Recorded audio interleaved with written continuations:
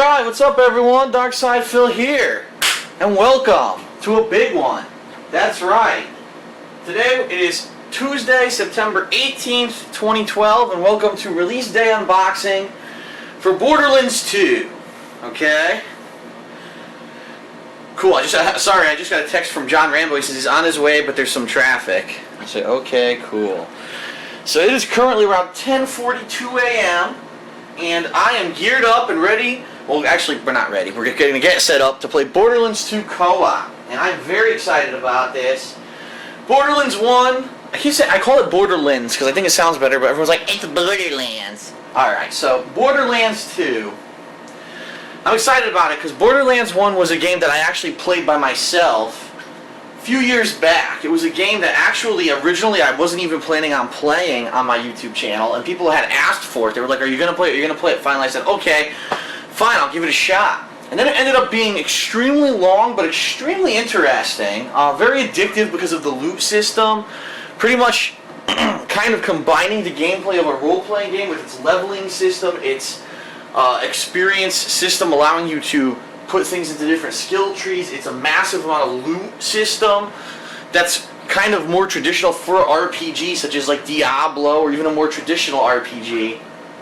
And however, one thing was startlingly missing from my playthrough. I played it by myself, okay? Back then, this was before I was doing YouTube full-time. It was something that every couple hours a day I would get home from work and I would play some games and I would throw the footage online, okay? It was a hobby.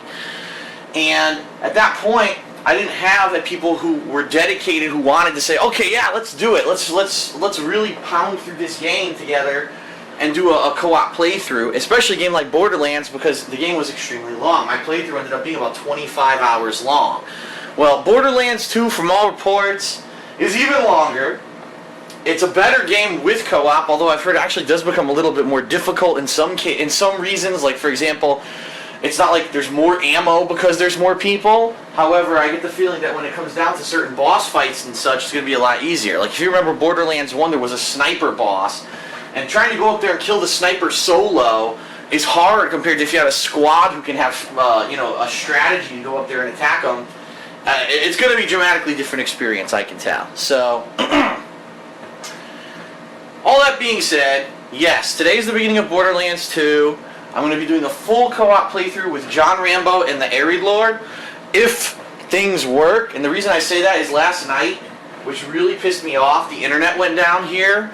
I have no fucking idea why. For about an hour and a half to 2 hours, the internet wasn't working properly. And therefore, it took me 100 years. I was actually uploading a Black Mesa playthrough, and I had to stay up till like fucking 4:30 in the morning trying to get this thing uploaded, okay? So if the internet works properly, we're going to attempt to play this entire week Borderlands 2 co-op. I don't know what we're going to do if the internet doesn't work, but as of right now, so far all day the internet's worked fine, so that's that. So anyway, to the unboxing, because that's what you're here for. We've got 2 copies of Borderlands 2 because we've got the collector's edition that I actually reserved, and we've got the standard edition, which is the one John Rambo will be playing with. And you might say, Phil, why didn't you buy the collector's edition for John? Well, it's because I actually reserved this a long-ass time ago, and just a couple weeks ago I reserved that because I said to John, gee, do you think you're going to have time to pick up the game before you get here? Because keep in mind, he's driving from New York to Connecticut today to do this playthrough, and he said, nah, you know what, probably not, why don't you just get me a copy? So I reserved it later, and at that point I couldn't reserve this one anymore. They had already been completely reserved at my local GameStop. We've also got the strategy guide underneath, okay? For a game like this, I think it's a necessary evil. Like, yeah, you don't want to spoil, but at the same time, you don't want to get lost. You don't want to get stuck on a particular thing for hours on end when you're trying to do a co-op playthrough and you're coordinating with multiple people. You know, this is going to be our schedule for the entire week is going to be affected by this gameplay. The last thing we want to do is spend 3 hours on something that's a 5-second thing because for whatever reason we couldn't figure it out, or maybe the game wasn't explaining it well. So, strategy guide, I don't always get it, but in this case, I got it because for co-op playthroughs, I think it's definitely worth it. And I'm also kind of excited because this is the first co-op playthrough that I've done like this in quite some time. The last one was what? Resident Evil Operation Raccoon City. What was that, back in March? So that was 1, 2, 3, 4, 5, 6 months ago, and that game sucked monkey ass. So at least, at least with Borderlands 2, judging by the quality of Part 1, at least we have a chance to redeem ourselves here in the co-op category. So what we're gonna do, first of all, let's get this out of the way. If you reserve the game at GameStop, you get a bunch of pre-order codes, okay? And I did get 2 codes, one for myself and one for John each, okay? So there's a Borderlands 2 Premier Club. Do I have any fucking clue what that is? Absolutely not, but I have a code for it. And the other code unlocks the Creature Slaughter Dome. And I saw the commercial on TV for this one. This is basically an optional area where you can level up. I think you can get loot. It's kind of like a challenge arena dome more than anything else, and it's looking like that might be interesting. Let's say we're playing and we realize we're under leveled or something, or maybe we're looking for better loot, better weapons. We might want to jump into that. So we each got one of those codes, okay? Now let's talk turkey. Let's start taking a look at what we've got here. First of all, Borderlands 2, this is the standard edition for the Xbox 360. It's got a neat metallic logo, okay? It's got the guy that wants to fucking shoot his own head off on the front. Remember the guy who I said there are certain parts of Borderlands 1 in the review? I said the guy who does this with the gun to his head, there's probably people who have did that during the playthrough because it takes so fucking long, because some of it is so much grinding. Alright. A new era of shoot and loot. It says, get ready to joy puke your face off. What? As one of 4 new vault hunters seeking treasure and mayhem on the untamed planet of Pandora. Experience action and adventure in a massive, exciting world fraught with wild creatures, psycho bandits, and the evil tyrant Handsome Jack. For fun, addictive gameplay, frenetic, first-person action meets loot collecting, character building, and role-playing fun. Bring friends, conquer Pandora alone, or in drop-in, drop-out co-op with up to 4 players online. And as much as I'd like to say that's true, from all reports, Borderlands 2 is very similar to Borderlands 1 in respect that really, if you can't really do drop-in, drop-out co-op, because if your team isn't equally leveled, what ends up happening is the person who's lower leveled becomes the minion of a person who's higher leveled. And what that means is that person artificially gets stat boosts, okay?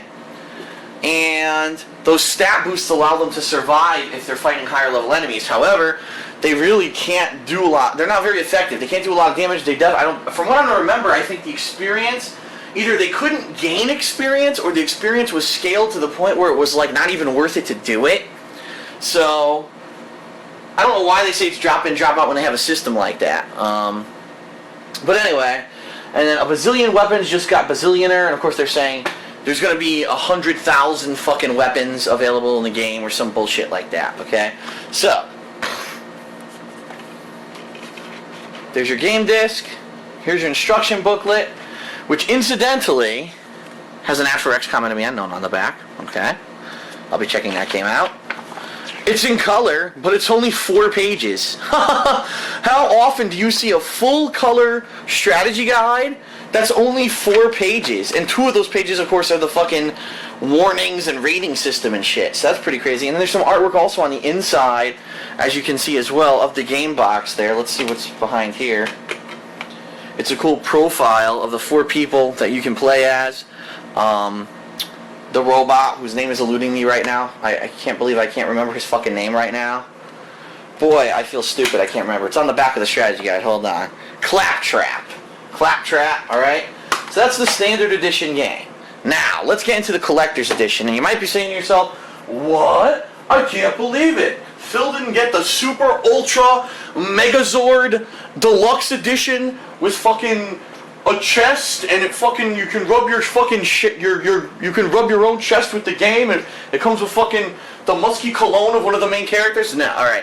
I'm fully aware there's like a $150 version of this game, and it comes with like a chest, and it comes with a whole bunch of shit. And when I actually was reserving my games and asking about the collector's editions, they showed me this thing, okay? They had a picture of it at GameStop, and I couldn't stop laughing. I was like, what the fuck am I going to do with that? Like, yeah, there's some cool collector's editions. Oh, I want to display the mask from Darksiders 2. That's neat. Where the fuck am I going to put a chest? Okay? So this was one that I actually optioned out of. I said, you know, I could get it, but I really, don't fucking see the point of it, okay? There's no point. So, Borderlands 2 Collector's Edition. It's actually called the Vault Hunters Edition, okay? What does it come with? You've got the game, you've got an art book, you've got a Marcus bobblehead, some stickers, a map of Pandora, and a downloadable add-on content card, as you're going to see. So let's open this sucker up. And the first thing we've got in here, Marcus Munitions Inc. It's a Marcus bobblehead. That's exactly what it is. Marcus Munitions Inc. Alright, let's take it out. Fucking sticker.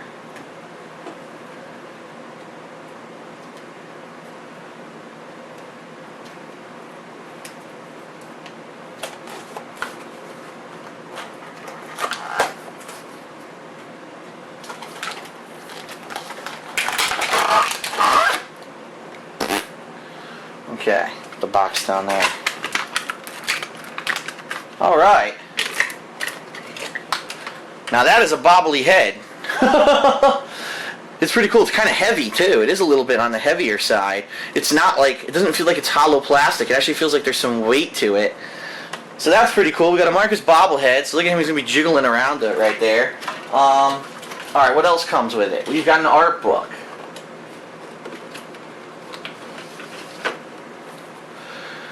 Inside the Vault, the art and design of Borderlands 2. Again, hefty. It's a thick-ass art book, okay? And I'm going to open it up, and before people say, "Oh, Phil, you spoiled the game. You showed us art things in the game." Alright, close your eyes, okay? Close your eyes, because Daddy DSP is going to flip through the art book, and then you're going to spoil yourself, okay? Unreal. Alright, cool. Concept art, developer. Look at that. Motion capture, all kinds of stuff in that art book. So, without spoiling too much, that's a pretty neat art book. It's pretty thick and hefty. If you're a big fan of the game, that's probably a real cool added plus. We've got a map of Pandora. I'm not going to unfold it because it's huge. It's actually not that huge, but it's a pretty neat thing to have. We've got, oh boy, stickers. Now you know that you've been waiting for these stickers for a long time, okay? You got the Borderlands logo. You've got Minion on board, okay, like I told you what the Minion system was already. Now this is where I start to say, what the fuck? A 2K Games logo. So let me get this straight. You've got a game that's got a minimum of 30 hours of gameplay, probably hundreds of monsters, loot, the game itself probably has 20,000 different items in it that you could show, a ridiculous amount of customizable guns, 4 very interesting main characters. What do they make a sticker of in the collector's edition? The 2K Games publisher's logo. What the fuck is this supposed to be? So, the other thing too is the next one is Gearbox software. At least this one I can understand, because if you're a fan of Borderlands, you're like, wow, Gearbox, they did a real good job on that game. Okay, maybe I want to put a sticker of that on something. Why the flaming fuck would anyone want to put a 2K game? You know what? You know where this belongs?